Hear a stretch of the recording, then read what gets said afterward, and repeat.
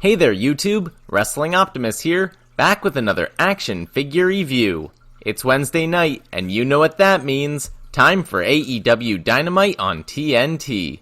Revolution was a solid pay-per-view, and I'm definitely excited to see what happens tonight in the aftermath. But unfortunately, sometimes all that matters is how you leave them, and all anyone has been talking about since Sunday is that anticlimactic ending. So I'll be interested to see how they explain away their botched pyro and storyline. But first, if you're new here, make sure to like the video and subscribe to the channel for more pro wrestling and action figure content. Now, we're headed into my custom dailies place, so for a recap and review, let's take it over to the action figures.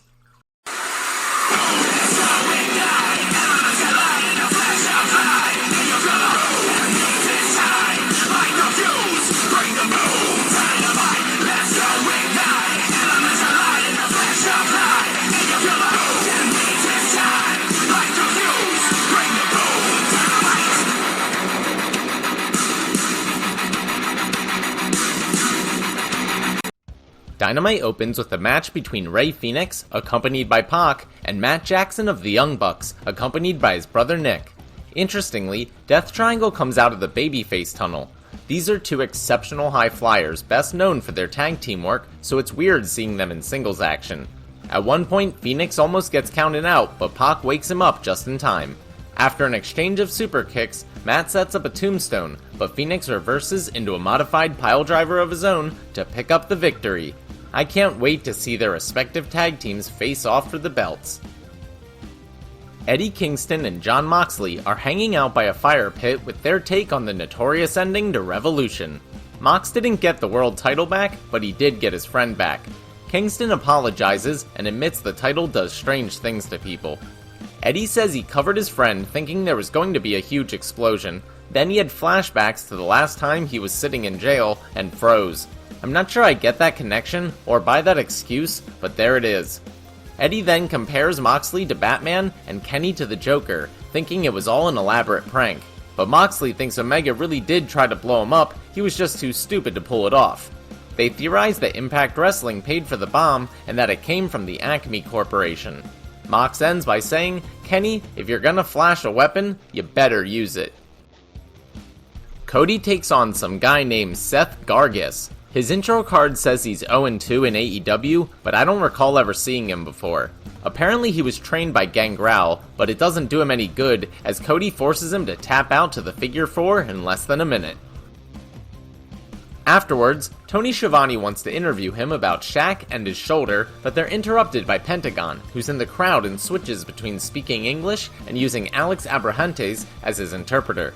He says if Cody's the Prince of Pro Wrestling, then he's the Lord of Lucha Libre.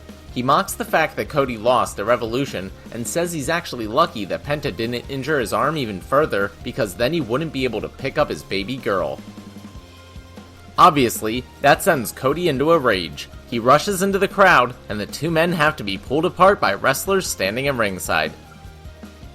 We're taken to an arcade, where Orange Cassidy and Chuck Taylor, wearing a 76ers jersey, possibly a dig at Penelope Ford's Philly roots, have a challenge for Miro.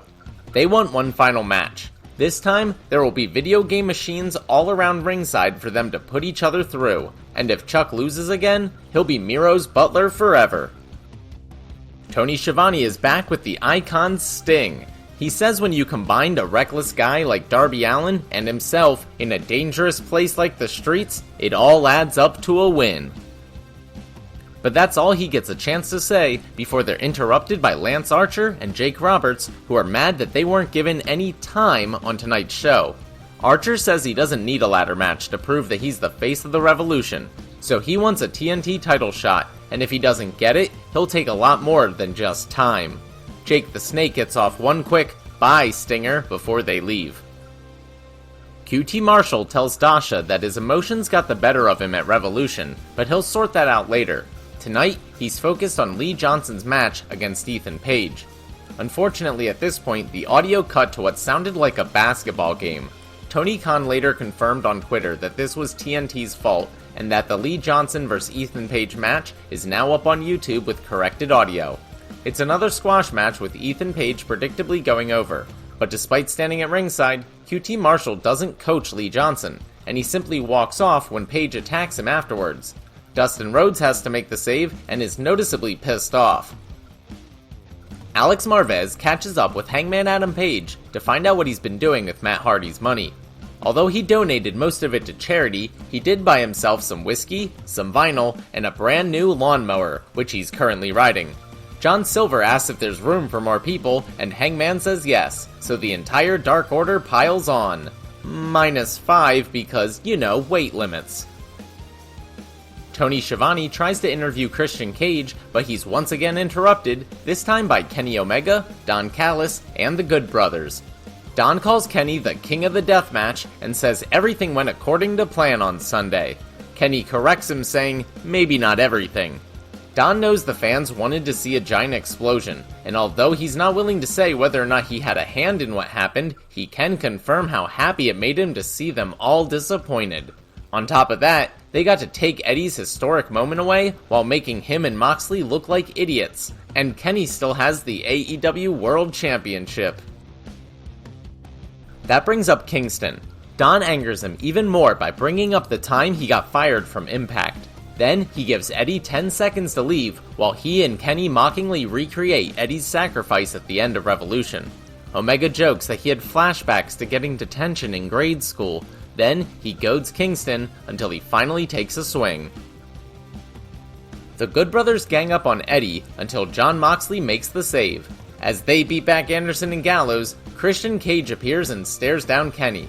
Omega offers his hand, but Cage refuses to shake it. Kenny takes a shot, but Christian ducks and throws Omega out of the ring. It all ends with Christian standing tall, holding the title belt. It's time for the women's trios match that was set up on the buy-in pre-show.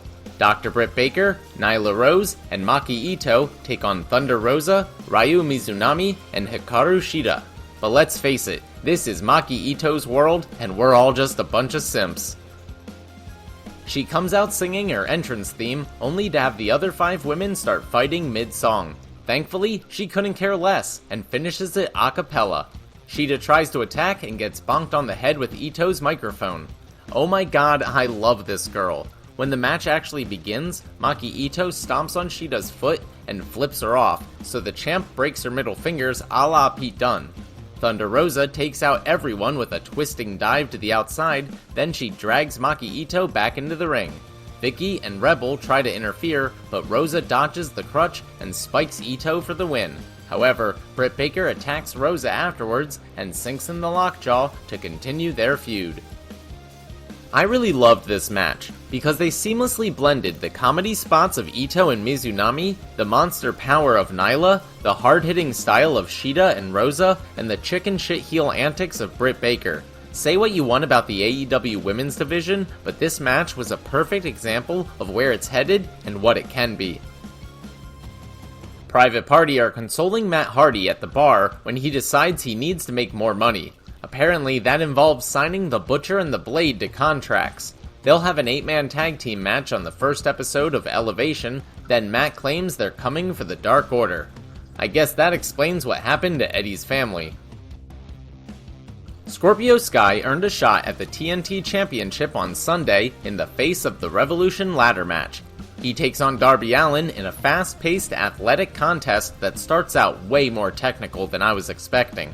Sky counters a suicide dive into a cutter and a coffin drop into a powerbomb, but Darby manages to survive both and win with a surprise roll-up.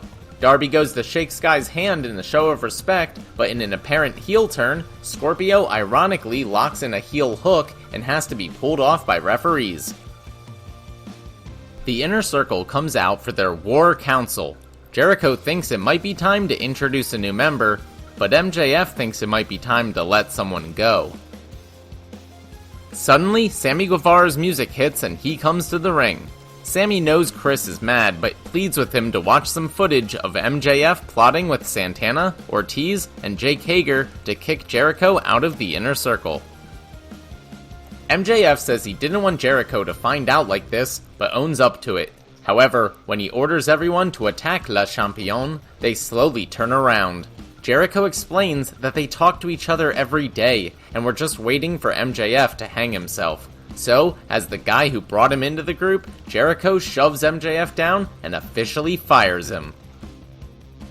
They threaten to give MJF a good old-fashioned inner circle beatdown as Max cowers in the corner. He cries and swears that he wasn't trying to take over the group. Then, his tone completely shifts as he says, "Because I was too busy building my own." With that, the lights go out. When they come back on, Wardlow, FTR, Shawn Spears, and Tully Blanchard are standing in the ring. They attack the inner circle. Fittingly, Dax Harwood nails FTR with a bottle of alcohol, while the chairman smashes Sammy Guevara's face into a steel chair set up in the corner. Tully helps FTR pile drive Proud and Powerful, then MJF turns to Jericho and busts him open using the Dynamite Diamond Ring. He even steps on Jericho's hand when he tries to reach for his baseball bat. The entire Four Horsemen-like faction drags Jericho over to the side of the stage where Wardlow powerbombs him off and through some tables below. Well, if you were disappointed by Revolution, I think AEW did a great job of making it up to you with this episode of Dynamite. Excellent in-ring action, tons of cohesive storyline development, a clear vision for the women's division finally, and of course, that ending. A babyface inner circle versus the new Four Horsemen? Yes please. This show is so awesome, it is single-handedly fueling my continued love of pro wrestling right now. Thank you, Tony Khan. Alright, that'll do it for AEW Dynamite on TNT. Thanks so much for watching. Let me know what you thought in the comments down below. I hope you checked out my video about fig hunting at Walmart because I have a follow-up video coming soon about fig hunting at Target. If you enjoyed this video, make sure to do all that normal YouTube stuff. Smash the like button, share with any wrestling or action figure fans you may know, subscribe to the channel, and spread the word. You can also talk to me over on Twitter at Wrestling Optimus, or see all my best figure photography over on Instagram at Wrestling Optimus as well. If you haven't seen my update on the Predictions Championship League following the results of Revolution, you can check that out right here. But until next time, I've been Wrestling Optimus, and I'll catch you later.